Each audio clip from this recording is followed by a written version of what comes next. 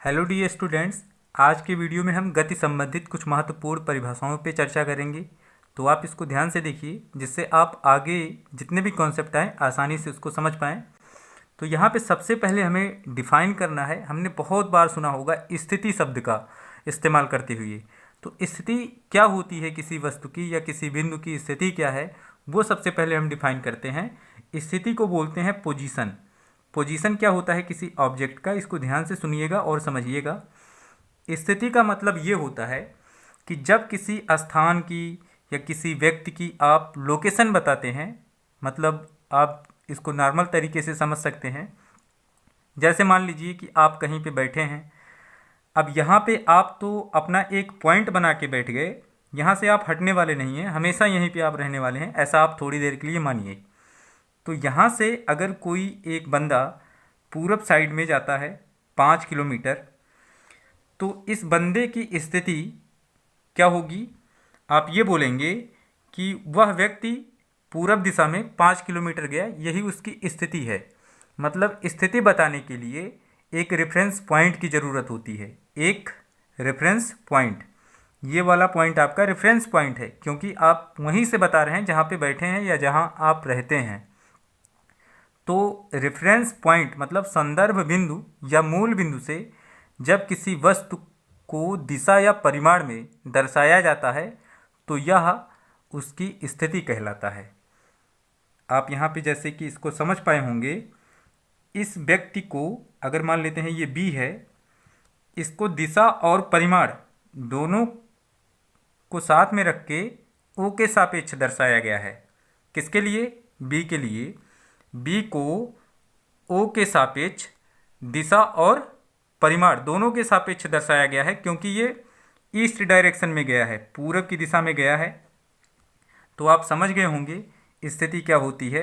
आप इसको अगर लिखना चाहेंगे तो बाय डेफिनेशन भी लिख सकते हैं। तो आप ऐसे लिखेंगे, जब किसी वस्तु को या बिंदु को किसी संदर्भ बिंदु या मूल बिंदु के सापेक्ष दिशा और परिमाण में दर्शाते हैं तो यह उसकी स्थिति कहलाता है। यहाँ पे जैसे कि हमने बताया, अब मान लेते हैं यहाँ पे एक क्वाड्रेंट है, मतलब चतुर्थांश है। इसमें एक वस्तु यहाँ पे है बी। अब यहाँ पे मान लेते हैं ये मूल बिंदु है, ठीक है ना। अब इसके सापेक्ष इसकी स्थिति जो बनेगी वो ओ से बी तक ऐसे आप दर्शाइए। अब ये आपकी डायरेक्शन अगर ईस्ट है और ये नॉर्थ है, तो ये एग्जैक्टली 45 डिग्री पे अगर मान लीजिए है, तो बी की स्थिति क्या है? ओ बी, लेकिन किस डायरेक्शन में है? नॉर्थ, नॉर्थ ईस्ट की ईस्ट नॉर्थ? ईस्ट नॉर्थ यहाँ पे हो जाएगा, ईस्ट नॉर्थ। मतलब बी की स्थिति क्या है? उत्तर पूर्व या पूर्व उत्तर आप यहाँ पे कहें, क्योंकि आप यहाँ पे पूर्व से अगर एंगल ले रहे हैं, या आप उत्तर से भी अगर बोलेंगे तो बोल सकते हैं। क्या है कि अगर यहाँ पे हम बी की स्थिति बताते हैं तो आप बोलेंगे बी क्या है? उत्तर पूर्व में या पूर्व उत्तर में, पूर्वोत्तर बोलें या उत्तर पूर्व बोलें, उत्तर पूर्व में ओ बी है। बी की स्थिति क्या है? ओ बी है, जो उत्तर पूर्व में है। इस तरह से आप डिफाइन कर सकते हैं। अब हम लोग बात करते हैं डिस्टेंस क्या होती है। डिस्टेंस मतलब दूरी। आप इसको बहुत समय से पढ़ते हुए आ रहे हैं, दूरी क्या होती है। आप इसे बहुत अच्छे तरीके से जानते भी होंगे, लेकिन हम रिपीट कर देते हैं एक बार। दूरी क्या होता है? किसी वस्तु द्वारा निश्चित समयांतराल में तय किए गए पथ की लंबाई को दूरी कहते हैं। ये दूरी की डेफिनेशन है। अब आपको हम समझाते हैं। मान लीजिए एक कोई व्यक्ति है ए। अब वो एक बार ए से बी तक गया, ये आपका 100 मीटर है। फिर बी से सी तक पहुंचा, ये आपका 50 मीटर है। तो इस व्यक्ति द्वारा तय किए गए पथ की लंबाई कितनी होगी? 150 मीटर। तो दूरी कितनी हो गई? अभी आपने बताया कि किसी वस्तु द्वारा निश्चित समयांतराल में तय किए गए पथ की लंबाई को दूरी कहते हैं। अब दूरी को मीटर, किलोमीटर, सेंटीमीटर अपनी सुविधा अनुसार मापा जा सकता है, और यह एक अदिश राशि होती है। कैसी राशि है? अदिश। अदिश राशि है मतलब इसमें दिशा नहीं होती है, केवल परिमाण होता है। परिमाण का मतलब सिर्फ आंकिक मान होगा, डायरेक्शन की इसमें कोई ज़रूरत नहीं है। अब दूरी ऋणात्मक नहीं हो सकती है, रीजन क्या है? क्योंकि ये अदिश राशि है। जब इसमें दिशा नहीं होगी तो कोई चांस ही नहीं बनता कि ये ऋणात्मक हो जाए, इसलिए दूरी को हमेशा पॉजिटिव ही रखा जाता है। और अगर कहीं पे निगेटिव मिल भी रहा है किसी मैथ्स के क्वेश्चन में, तो आप उसको क्या रखेंगे? पॉजिटिव। तो इस तरह से दूरी कभी निगेटिव नहीं होती है, ये भी आप ध्यान रखें। अब हम बात करते हैं विस्थापन। विस्थापन क्या होता है? इसको बोलते हैं डिस्प्लेसमेंट। ये क्या होता है? इसको बहुत आसान शब्दों में आप समझ सकते हैं। अगर यहाँ पे कोई वस्तु थी ए और वो एक निश्चित समयांतराल के पश्चात सी पर पहुँच गई है, तो इसकी प्रारंभिक स्थिति ये मानी जाएगी, प्रारंभिक स्थिति, और अंतिम स्थिति यहाँ पे है। अब यहाँ पे आप क्या बता सकते हैं कि दो बिंदुओं के बीच के लिए, यहाँ पे अगर बात करें, दो बिंदुओं के बीच की बात की जाए, तो आप यहाँ पे विस्थापन को डिफाइन कर सकते हैं। वो बहुत इजी है। क्या? प्रारंभिक स्थिति और अंतिम स्थिति का जो अंतर होगा, है ना, वही आपका विस्थापन होगा। मतलब किसी वस्तु के प्रारंभिक स्थिति और अंतिम स्थिति का जो अंतर होगा उसे हम कह सकते हैं विस्थापन। लेकिन यहाँ पे अगर ये ऑब्जेक्ट हमारी ए से बी पे चल रही है और फिर बी से सी पे जा रही है, तो इसके बीच की न्यूनतम दूरी ये बनेगी। तो न्यूनतम दूरी से भी आप बता सकते हैं। और एक परिभाषा तो आप पहले से ही जान रहे हैं विस्थापन की, जो क्या है कि किसी वस्तु द्वारा एक निश्चित समयांतराल में निश्चित दिशा में चली गई दूरी को विस्थापन कहते हैं। चली गई दूरी को नहीं कहिए, आप कहिए ये कि किसी वस्तु द्वारा एक निश्चित समयांतराल में एक निश्चित दिशा में चली गई न्यूनतम दूरी को विस्थापन कहते हैं। तो विस्थापन को इस तरह से आप परिभाषित कर सकते हैं, विस्थापन क्या होता है। अब यहाँ पे इसकी डेफिनेशन को हम थोड़ा सा और क्लियर करते हैं। यहाँ पे आप बोलें कि किसी वस्तु के अंतिम तथा प्रारंभिक स्थितियों के बीच की न्यूनतम दूरी को विस्थापन कहते हैं, ऐसा भी आप बोलेंगे। अगर स्थिति है तो जाहिर सी बात है इसमें क्या होगी? डायरेक्शन होगी और परिमाण भी होगा।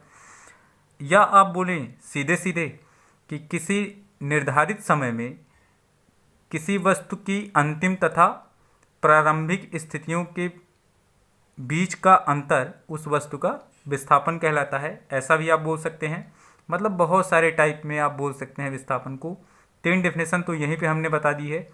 अब यहाँ पे इसको हम अगर माने कि अगर कोई वस्तु है ए, वो अगर T1 समय पे x1 पर थी और T2 समय पर x2 पे पहुँच गई, तो उस वस्तु का विस्थापन कितना हो जाएगा?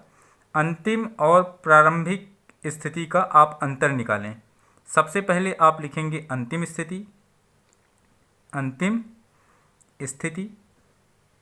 माइनस क्या? प्रारंभिक स्थिति।